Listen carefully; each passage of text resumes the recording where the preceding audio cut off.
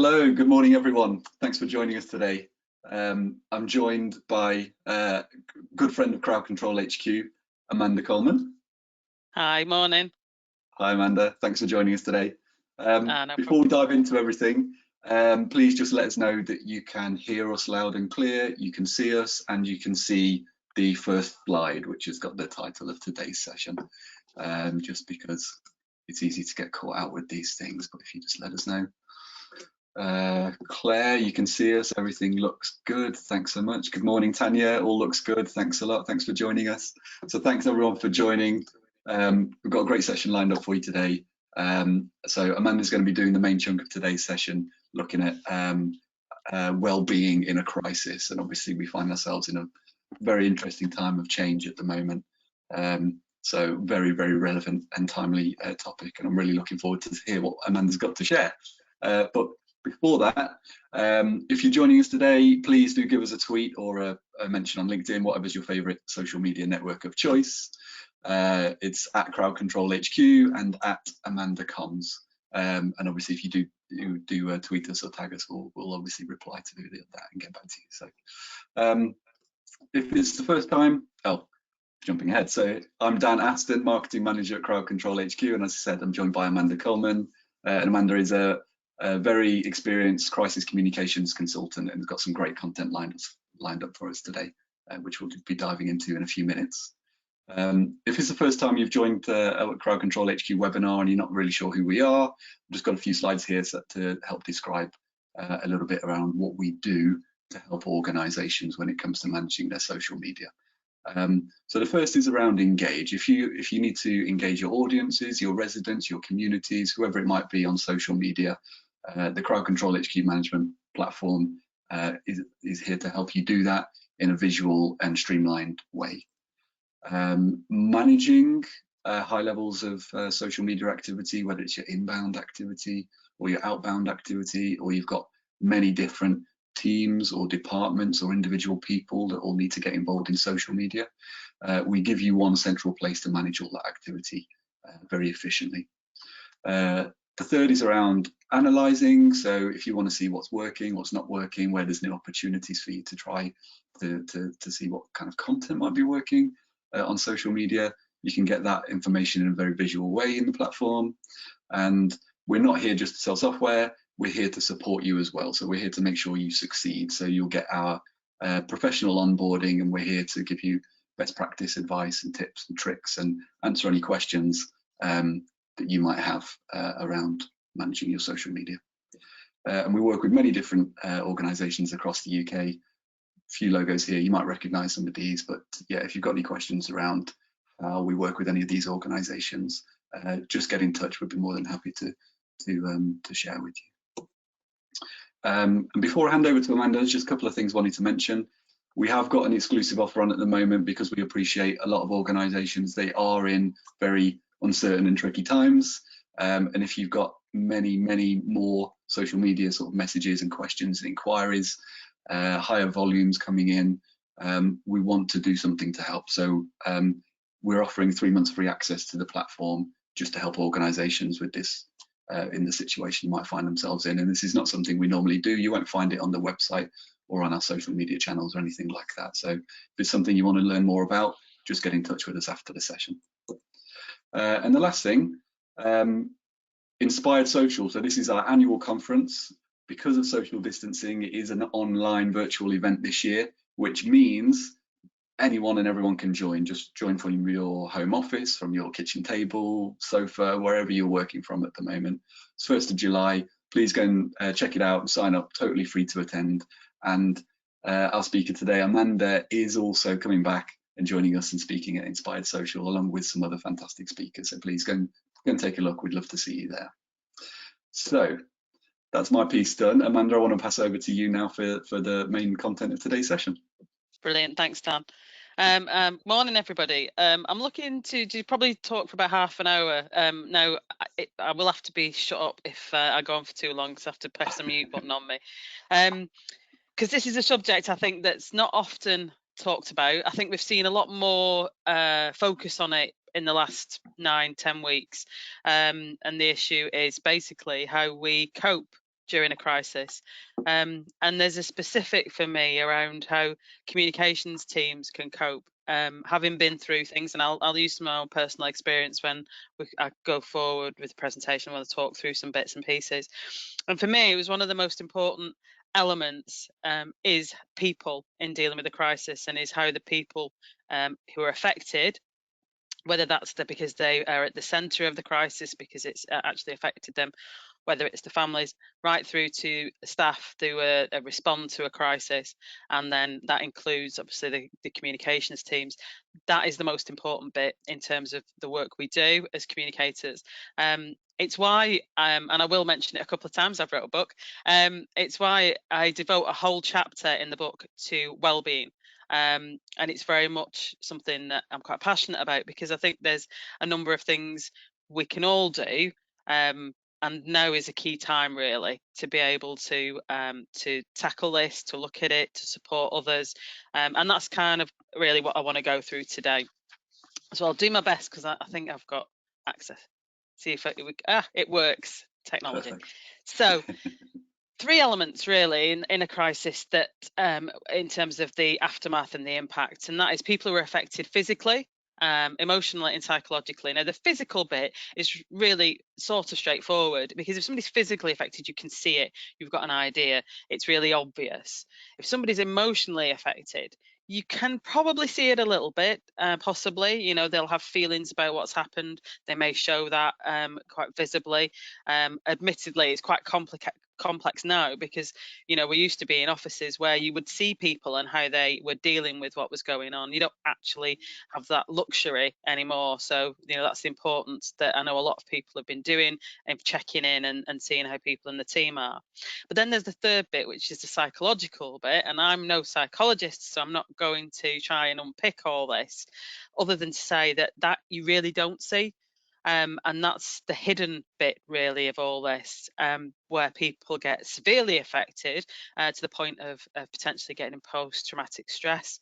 And I know there's been a number of articles recently about the impact of what's happened on doctors and nurses and healthcare professionals, and the potential for them to, because of what they're dealing with.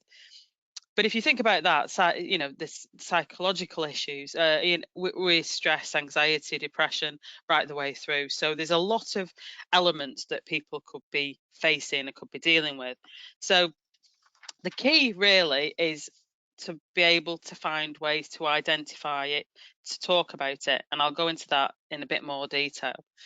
But importantly, because we're talking about comms teams, we're often the forgotten part of it, because you'll be thinking about the people who are the first on the scene of something, the first to deal with something, like we just said, the doctors, the nurses, and the healthcare professionals.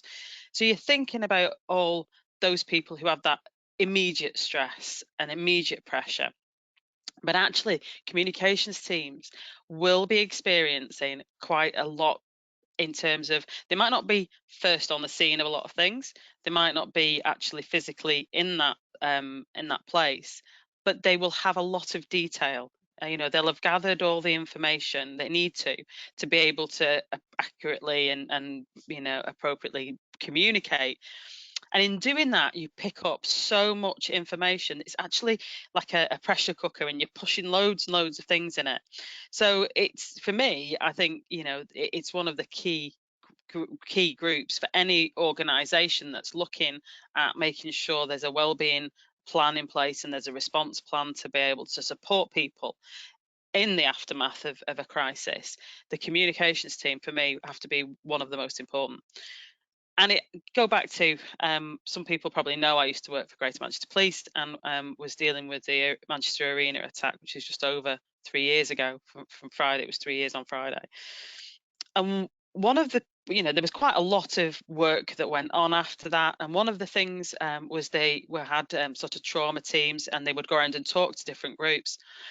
And there was a very nice police officer, a sergeant, who came to speak to the staff, and it was a small number of staff because we were still working on dealing with what was going on.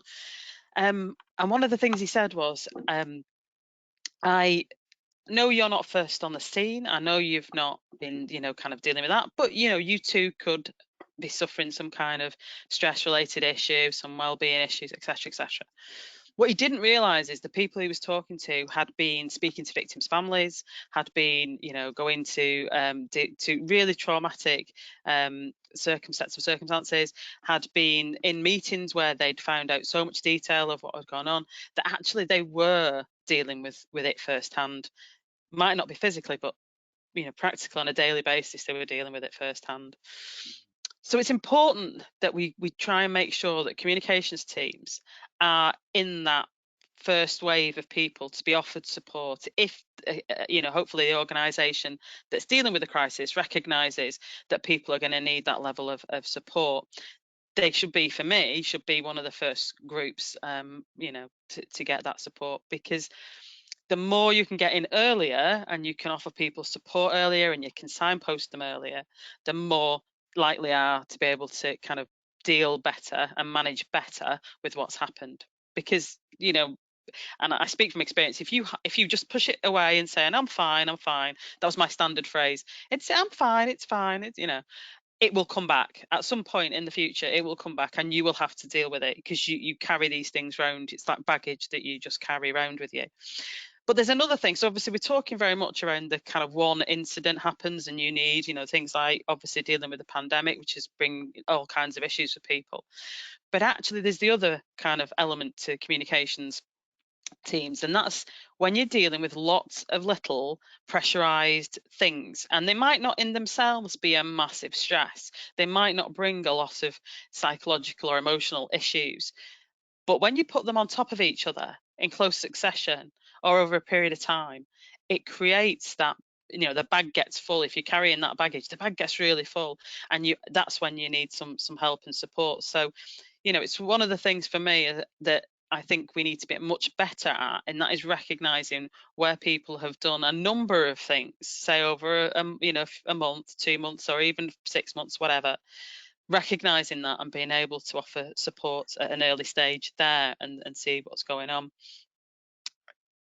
If you don't think it's an issue, I'm sure we all do.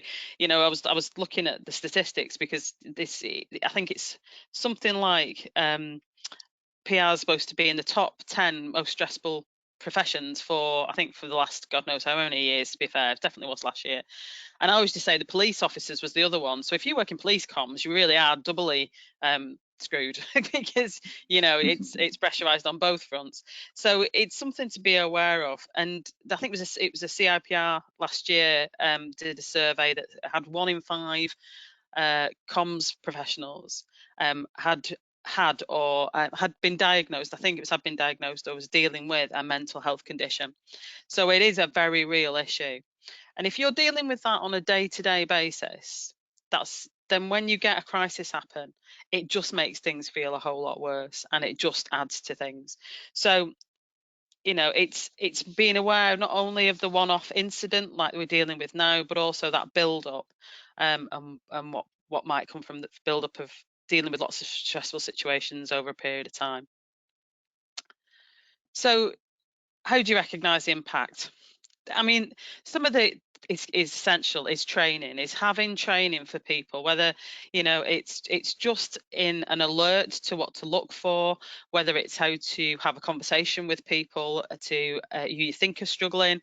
We need to build that in, and I know we're dealing with a crisis at the minute and everybody's working frantically, so some of this might say, well, I haven't got time for that.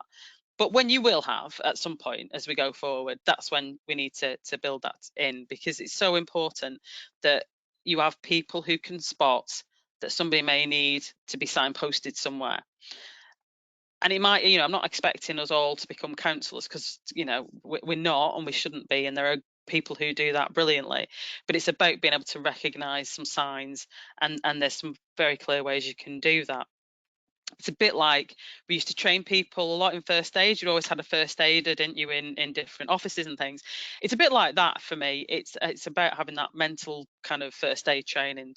But really we need, rather than one person as a designated person to spot it, you need everybody being able to spot it. And definitely if you're in any sort of team leader or manager role, you need to be able to to spot that. And the training really, as we go forward, needs to spot it at a distance. I think that's the other challenge, is to build that so that you work out how you can spot when somebody's struggling, when you're dealing with them via webcams and Zoom calls, or whatever it is, because it's dead easy to look fine. It's that old Facebook post, everything's lovely in my life, and actually behind it, it's not, it's falling apart. You can appear eminently capable on a Zoom call and like everything's going all right. I think much easier than being sat next to somebody in an office for 7 hours a day. You can't necessarily keep up that front for 7 hours, whereas you can for a half hour, an hour call. Wellbeing plans. So that's around thinking through the team and what they need and where the gaps are, and understanding where people's issues are, and building a plan for, in the same way that you build training plans, or we used to, when people had money to train, but you would have a training plan that would identify what the team needed for that year and what you would look to do and when. You should have a wellbeing plan, which can then be sort of scaled up when you've got a crisis or when you've got an issue that hits. And we are dealing with exceptional circumstances at the minute, but there will be crises that hit even when we're dealing with a pandemic. I could go off on a tangent about that, but so you've got to be able to still scale up and deal with it as part of that.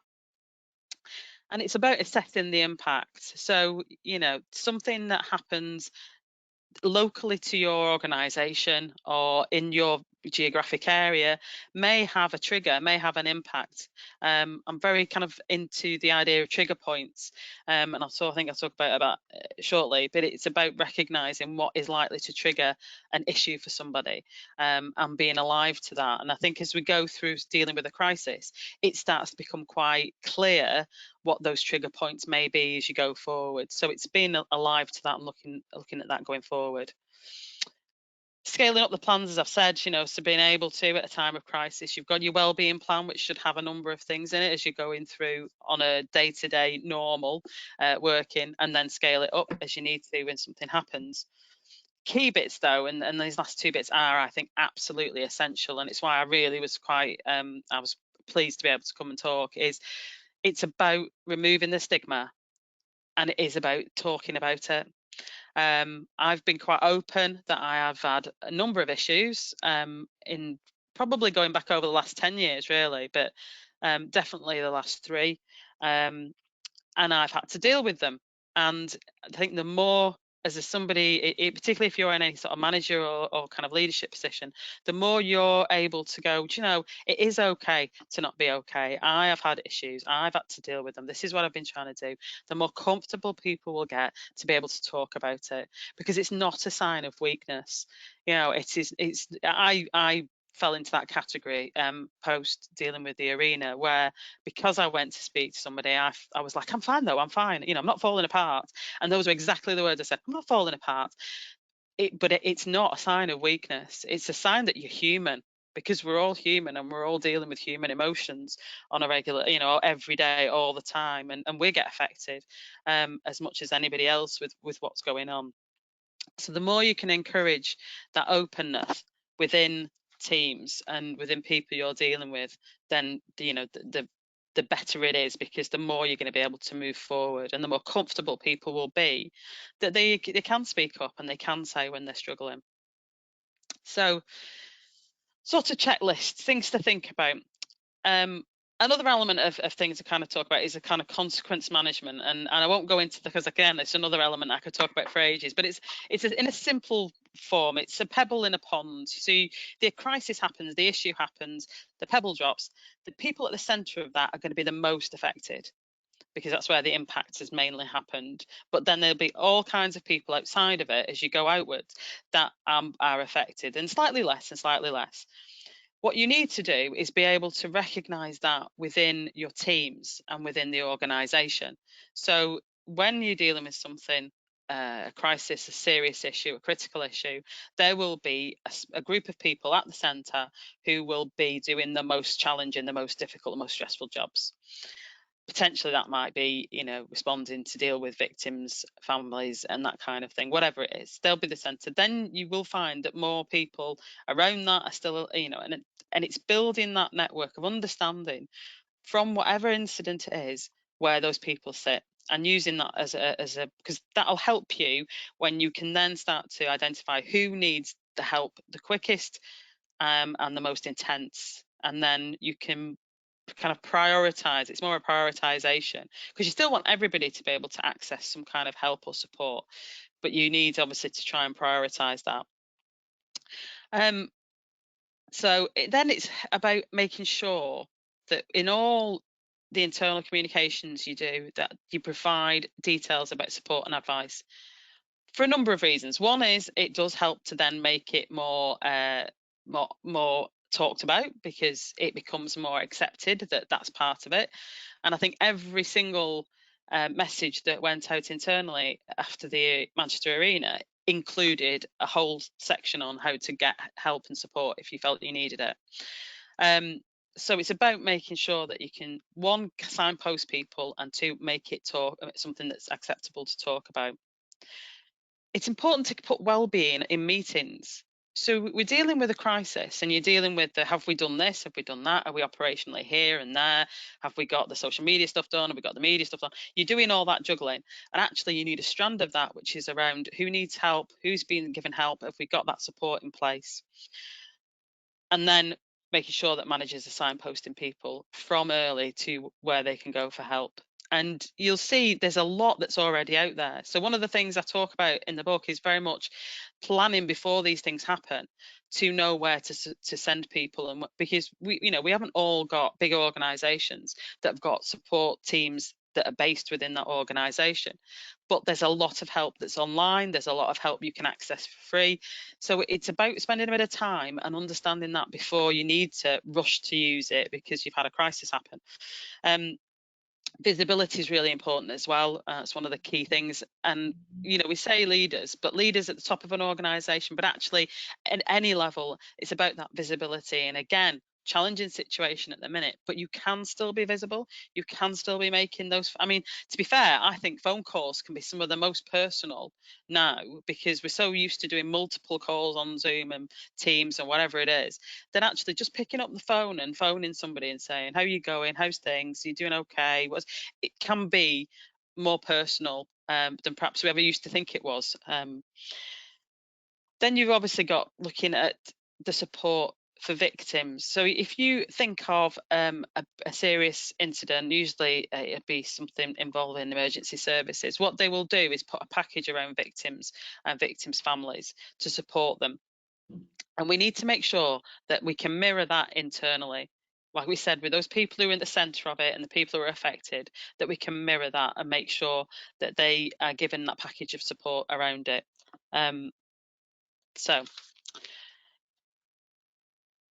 And you might think that's fine when you're in the middle of a crisis, but actually it takes you through. This is not a short-term thing. The issues that we're dealing with over the last sort of 9 weeks as part of the COVID-19 pandemic, we will be living with psychologically, emotionally, for quite a period of time. And probably some people forever. I used to say, when we were dealing with the arena and been like this with other issues we've dealt with, you kind of long for that time where you'll go back to normal. And again, it's something that I try and get home to people, is some things that happen in life are so vast, they're so massive, they have such an impact, that there will be a new way forward, and it won't be anything like it used to be. So you will live with what experience you've had, and it's just coming to terms with how you live with it. But the recovery phase, and I don't think we're there yet, this is one of my bugbears, is that just because we've had 9-10 weeks of a crisis, I think we're in the next phase of it. We're nowhere near the recovery of it. But when you get towards a recovery out of a crisis, that's in position, because you've got a whole kinds of issues that have happened during the time of the crisis. You've got a load of emotion that's been built around that. You've got people who are going through a huge amount of change, because you will be in a change situation, and you've got to make all those decisions. You've got to plan things ahead. You've got to deal with uncertainty, and it's really problematic. It's massively problematic for communications externally, communications internally, and also for us as individuals, kind of living through that recovery phase. It sounds like it's all going to be lovely because you're at recovery, and it's actually probably the most challenging position to be in. But it's about understanding what drives you. I think that's the thing. If I can give you one of the things that kind of I've found, it's having something personal that will help you to pick yourself up and keep yourself going. And one of the things I had around even now around the arena was there was two of the victims were about 17, 18, only young, boyfriend and girlfriend, called Chloe and Liam, who loved going to concerts. It was their thing. They used to go concerts everywhere. And when we were in the first sort of 48 hours, and everybody was really exhausted, their tribute came in for the family, and they did like a joint tribute, the two families, which was very touching. It was touching in it's in the way they'd produced it. But for me, because I've been with my other half quite a period of time, and we love going to concerts. It's one of the things we've always done since we were young. It really resonated. You know, they really touched me, and I got quite upset about reading their tribute because it touched me personally. And what I used to say is that's what kept me going. When you were feeling exhausted, when you were feeling tired, when you were just so angry because somebody hadn't listened to you and something hadn't happened, that's what spurred me on. And it's important to try and find something that will give you that lift, right the way through the crisis phase, right the way through into recovery, because that will it's just that little lift that nobody else could give you, try and G you up and go on, it's going to be a fight, whatever. That won't ever touch you in the way that something like that would. So I'm sure you'll probably find there's something in the last 9-10 weeks that you've been dealing with that would give you that little kind of thing to cling to and to kind of work on. I'm conscious of time, so I won't drivel off too much. Trigger points, right? And I've mentioned this before. Trigger points really important, because, like I've said, you've got the issue of identifying it. You've hopefully got a support package and support that you're putting around it. The recovery means this could go on for a long period of time or even indefinitely. People who in and around Manchester, people who are around that will always live with what happened. It won't go away. It's part of history. It's part of what happened. And there are, and that's what will happen. You will end up kind of just dealing with what's happened. But it's important that you spot people at different phases. So whilst somebody might be quite happy early on to say, I think I'm struggling and I need help, somebody might take a year, 2 years, 3 years before they come forward and need some support to deal with what they've been bottling up for quite a period of time. So this is why trigger points are important for recovery phase anyway, because then you can start to look at communication-wise what you need to do at what point. But it's also really important to recognise then the emotional, psychological impact on people of things that might happen in the future. So trigger points, things like key dates when things might happen, publications that might come out, anything that comes out, any sort of articles, news articles, media things that go forward that might impact then on the staff, the communication staff and other staff. And it's why I think you see a lot of frustration online when people are critical of other organisations' communication in the middle of a crisis. It's because actually, those people who are doing that are real people doing a job, and it's hard when somebody's, when you're in the middle of that storm, for there to be some criticism. We all learn from everything, but I think that's why it sometimes boils over on social media sometimes. Events, so particular things like inquiries, investigations, inquests, again, they're all trigger points that could push somebody to need some help that they haven't asked for in the past.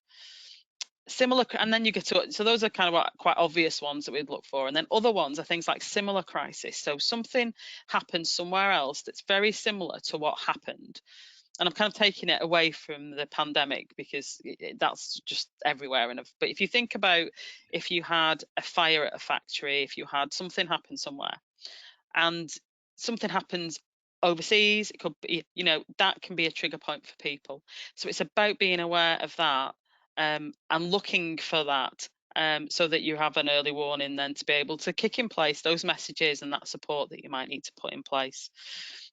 Vicarious links, and that's a difficult one, because that's just some links that suddenly appear to other things that would then become a trigger to your communication staff, to your employees, or to people in the area. So it's just about being alert to that, because it's very difficult to actually plan that, other than say, we need to recognise if it becomes an issue. And then things like, things that don't seem to have an emotional kind of connection, like statistics releases, actually they can be another issue. So, when you've got things like releases of, the amount of health and safety incidents or whatever it is, that then can become a massive trigger for people who dealt with that incident, because you're then taking them back to when it happened. And if they haven't been able to kind of reconcile their emotions and the issues that they've had dealing with it, then they're going to have that raised again. So it's important to start to look at trigger points going forward, for what we're dealing with now. And you'll probably find that there are some specifics for your team and your organisation around how this has developed, how it's panned out, and what it's meant. Obviously, if you're working in an organisation that's had somebody who's died of COVID-19, you're going to be in a very different position than some that perhaps hasn't. And it's about recognising what that means and how that will affect going forward. Okay, I want to make sure we've got plenty of time for questions.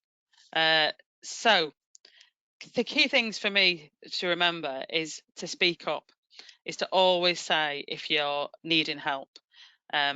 The more times we can do that, the more times we can encourage people to do that, the more, one, we'll make sure that we've got those wellbeing plans and we've got that support package in place, and we'll get organisations that will recognise how important this is. When you take back to the planning around the arena, and this is why I think I've become even more passionate about it, I think, than we were before. The well-being and the welfare of people across everything was talked about from that very first day, probably from the very first a couple of hours. And somebody quite senior was appointed to make sure that things were going to be drawn together, that people will be pulling together support packages. And whilst that's in an extreme situation on one level, that's the sort of thing we need to have in place. And that's why, when you're looking at crisis communication, for me, you've got to have that well-being element built through it.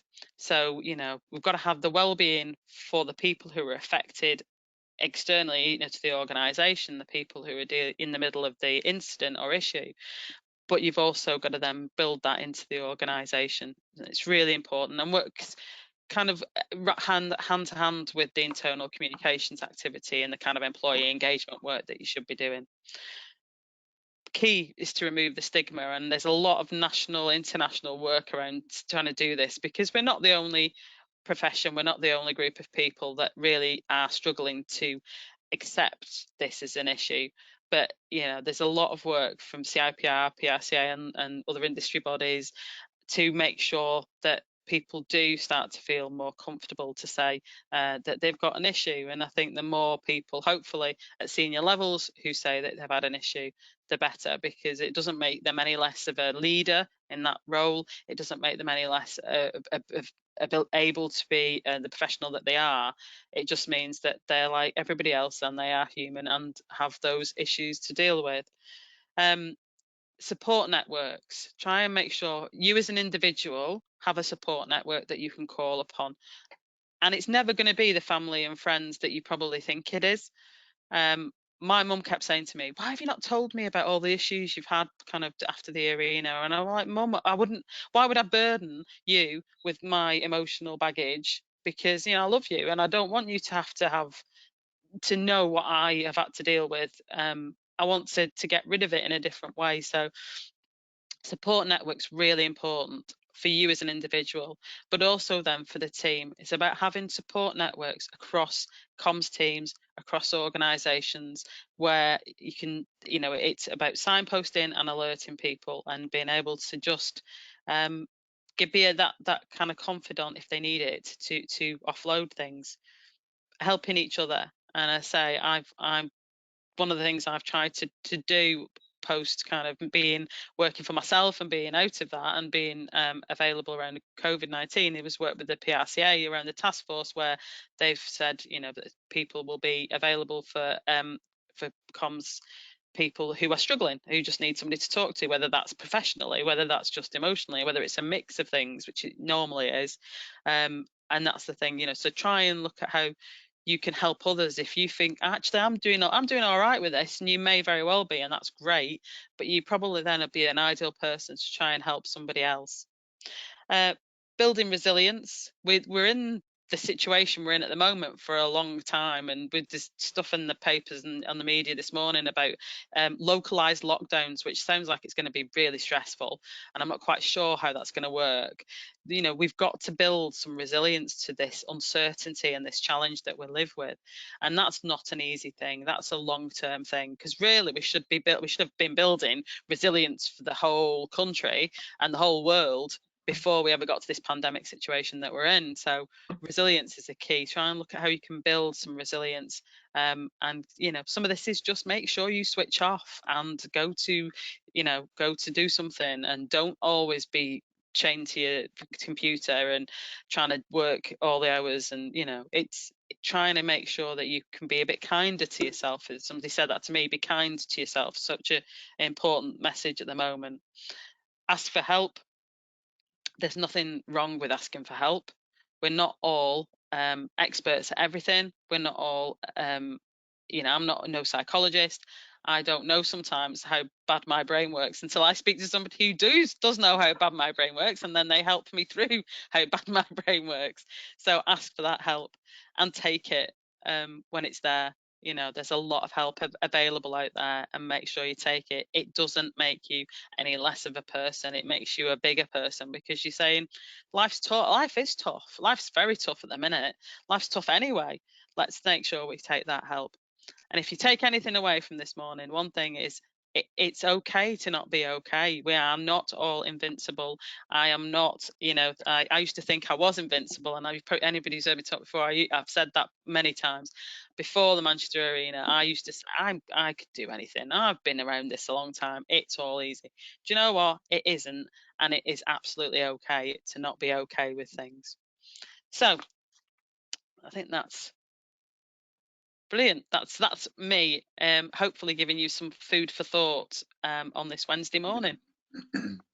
No, it's brilliant, and I like the last point. Obviously, circling back, it's okay to not be okay, and I think it's very interesting times now, and there's been many things previously. Some things that you touched on, where it's it would be hard to not be okay, I think, in some of those cases. So this is the point. So everyone that's on the line today, let us know your questions. We've got a fantastic opportunity to pick Amanda's brain about anything, or if you haven't even got a question, let us know kind of where you are with your organization and the plans or not around well-being, what you're doing, anything that's worked well, any experiences around that. I've got a quick question, Amanda, whilst we're waiting for anyone to submit theirs. Is remote working now obviously is something a lot more sort of prevalent. Many people working like us, we're in our own homes today. Does that add a bit of complexity to handling the well-being? You talked earlier about how to pick it up if you're not sitting next to someone for 7 hours, but in terms of all the activities that might come afterwards, in providing the support, does that make it a bit harder, or is it just different, if people are working remotely? Yeah, I think what makes it harder, and I've mused on this a little bit over recent weeks, is normally if you had a crisis of any description, and somebody was personally affected, so say there'd been a massive fire somewhere, I'll go back to that, and somebody had a relative that was involved in it, you would remove them out of dealing with it from the communication side. You would say, you go home, don't have to deal with this, we'll sort it out, you deal with the issues you've obviously got. We're all dealing with this COVID-19 pandemic. So you can't do that. So not only are we being moved into different ways of working, but we're also all trying to deal with what it means for us personally at the same time as we're trying to be professional. And that I think is probably what gives it more makes it more problematic than necessarily just the remote working.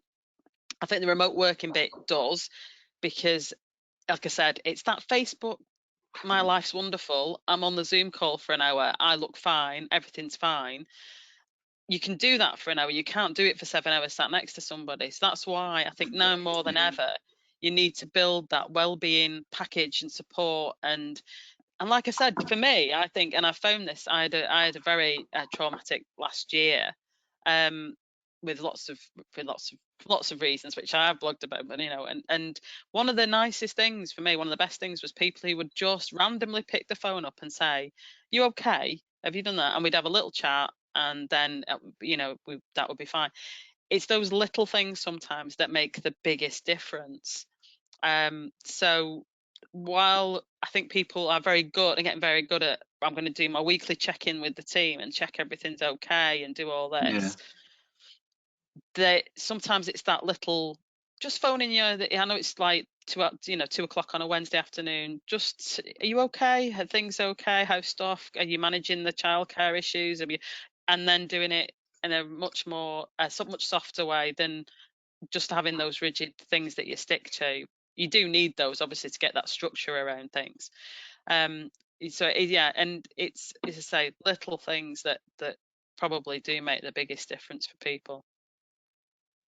Yeah, interesting. And you're right. Yeah, I never thought about it that way, but you can't send people home because we're at home already, and it's not location based, is it? It's everywhere with the COVID-19 thing. So it certainly keeps it interesting. I can't think of anything that has been anywhere near like that. Even within something, when I've been dealing with things like a particularly significant, large scale, you still always have that capacity to let people have a bit of time, if not a long period of time, to deal with it. But we're all living this, so it's a problem in itself, isn't it?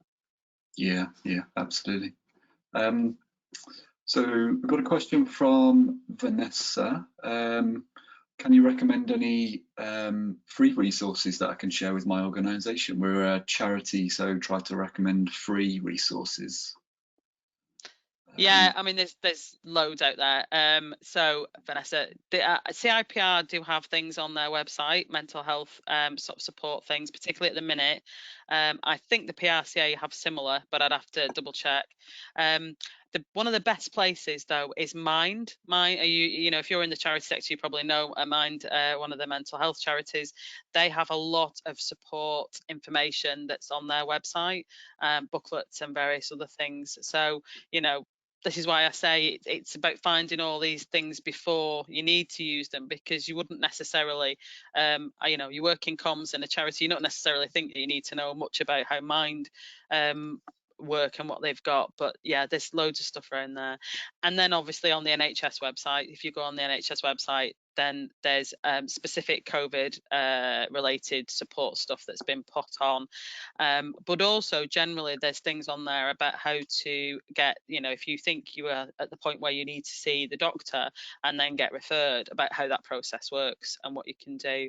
And then I've been through counselling, and it's run by, it's not from the NHS, but I got referred by the NHS, and it's actually a charity, and they're amazing. And so it, lots of things. That's probably a good starting point. Yeah, brilliant. No, it sounds good. And I've had a bit of experience with Mind, where we actually had someone from Mind, the Birmingham Mind, because that's where we're based, come into the office and talk about coping mechanisms when people are getting stressed. They really know what they're talking about. Really good stuff. Yeah, they are. They're brilliant. I met somebody at a business thing when we were still all able to go out, and they shared so much information. And the other thing is they're very, very keen, like you said, to go and talk to people or to signpost. So you might find a phone call to somebody locally who's in the local Mind group, could just do a Zoom thing and give you some information as well. They just have so much knowledge on this and how to address it and what you can do and where to signpost people. Yeah, brilliant. So question from Tamira. What kind of things do you personally want to see during this crisis? With regards to wellbeing, I think for me, and I've talked about this endlessly recently. I think we've recognised that this, because of the nature of it, it's going to bring a lot of psychological issues. One of my big concerns is young people, because they're in their kind of formative years and they are dealing with something so vast that I think what I would want to see is, I keep saying this, I've got friends who are counsellors and who do coaching and all those kinds of things, and I keep saying to them, you're going to be so needed in the future. So what I want to see is that we build a whole kind of package that will mean people can access easily, and it's really hard because financially it's not going to be easy, but any kind of psychological support, mental health support, has always been lesser to anything else in terms of health. We're trying to turn that around before all this happened, but it's still got a long way to go. Well, really, we've got to push that through. We've got to fast track that, because we can end up with the whole groups, generations, locations where people are living with problems for years and years and years. And if you think back to the only thing we can kind of liken it to, which was the kind of after the Second World War, and people never did any of this then. But how many issues did like my grandparents had, and lots of other people's grandparents and relatives had, because they'd lived through such a traumatic experience. So let's hope that now, as we go forward, we've learnt from those many decades ago, and we can make sure that support's in place. And for me, where's the priority? I would want it to be with young people.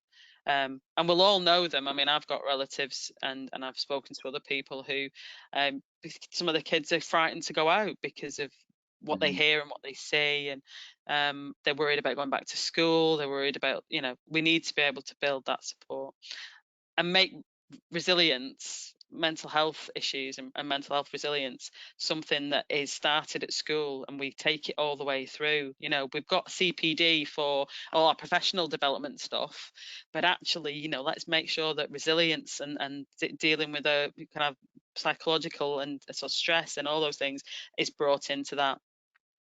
This is an ideal world. I'm going off on my ideal nirvana, but it's also then that you would have organisations that recognise good employees that are given this support are going to be much more productive employees, because they're not going to have less days off sick and all those other things. So practically, kind of in terms of finances, it's better. So let's make sure, like Crowd Control did for Dan, we get Mind in, we get that support, we build those wellbeing plans as we go forward as well, to recover and rebuild the business. Yeah, brilliant. No, that sounds good and very, very interesting. One thing I had a question around is, you talked about moving into the recovery phase. So what are you looking out for? Like, where does the recovery phase fit? Like, where are we now? Where does the recovery phase begin? Like, what sort of happens, for that to begin? And how does well-being sort of traverse, the crisis phase and then the recovery phase? Is it, the things you're doing around well-being, does that stay the same across, crisis phase and recovery phase, or does it change as we go through? Yeah, there's no simple way of saying when this happens, you're in recovery. But what I've got are 7 questions, and they're in the book. So, but basically, there are 7 questions around, are people still coming forward because they've been adversely affected? And if you build up all those answers, then you will have an idea whether you are on the edge of or moving towards recovery. So that's why I say at the moment we're in another phase of the crisis, because we've still got people who are being adversely affected. We've still got potential, we're seeing a slight reduction, but we don't know whether there's another hill, on the horizon. So when you build all that together, we're sort of in a mid-crisis phase, looking towards recovery. In terms of how it affects the well-being side, I think it's very much how it mirrors what we do in kind of operationally, communication wise. So in the start of the crisis, you've got immediate, lots of things we need to do, fast time, broadcast messages to people, and it's all very much, here's the stuff you need to know now, this is what's happening. As you move on, this is why I say it gets much more complex, because you've got mixed messages that you need to get out. It becomes like a tapestry of messages, as I kept calling it, that you've got different threads that for different people. You need to recognize people who are at different places. So that's what you need to mirror as well with your well-being, is that you will have people who have potentially not even come to terms with the fact that this has happened. You'll have people who are probably in an okay-ish place, have kind of done a little bit of sorting things out in their head and have got to that point. You'll have people who will be thinking that, I'm not bothered, I'll come and deal with it when I need to, and may take another year to actually fully get to grips with things. So yeah, so it becomes more problematic and more complex, and that's what you need to make sure you mirror in your well-being, is that you broadcast lots of messages. Here's what the well-being offer looks like. This is what you need to know. If you're struggling now, help us here. And then it gets much more kind of in depth, where you want to have a conversation with people. It's the difference between broadcast and engagement, isn't it? You're broadcasting messages in the early stages to get to the point of then having a conversation as soon as you can, and you're out of that initial crisis phase. Yeah, brilliant. Very, very, very interesting. Oh, 1 second, clicked too soon. I've just got another question around who is best placed to be responsible for sort of ensuring and driving the well-being of the team, when you're in a crisis. Do you need their sort of promotion and backing of the chief or the CEO, or is it the comms team that should own it and drive it, and no one else? If it's you mean in relation to the whole organization, or to this? Because if it's in for the whole organization, I think there are a number of different people that need to be involved. Comms needs to be involved, kind of HR people, any sort of occupational health or sort of well-being people that you have. There'll be a number of people, different parts of the organization for me, that need to be involved, and it needs to have that ear of the decision makers, so that they can say, this is the issue, this is what's happening, this is where we're struggling. It's the same. It also needs to work closely alongside sort of trade unions, staff associations, because they, have a lot. They can bring. I know that often there's problems between organisations and unions, but in a time of crisis, actually, a lot of what you're trying to do is very, very similar. So, being able to get them on board as well will probably give you additional capacity and scope to do what you need to do. I think in terms of a comms team, then I don't want it shouldn't all fall to the person who is in charge of that team, the person who has the responsibility for that team.